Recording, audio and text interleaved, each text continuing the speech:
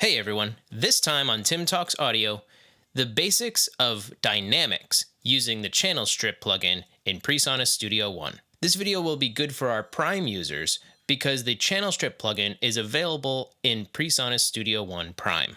Last week, we took a look at the compressor side of the dynamics section in the channel strip plugin. You can click the pop-up in the corner to find out more about that.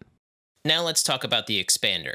As we said before, an expander will take the quieter parts of your source signal and make it further away from the louder parts.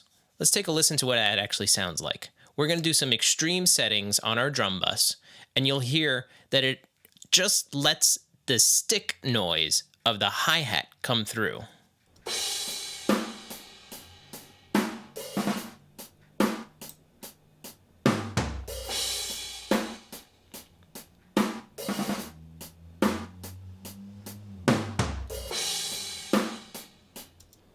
Right there, you heard the cymbal hit, but as it got quieter, the expander didn't know whether or not to let it through or not.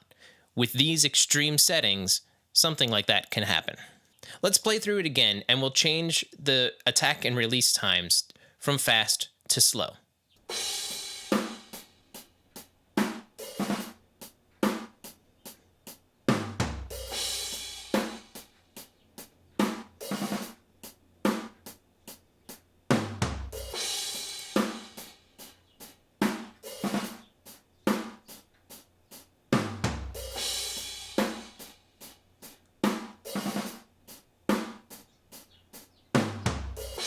You could hear with a slow attack and release time, more of the hi-hat was able to come through before being pushed down with the expander.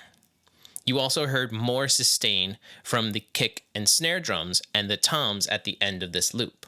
An expander increases the dynamic range of the audio signal.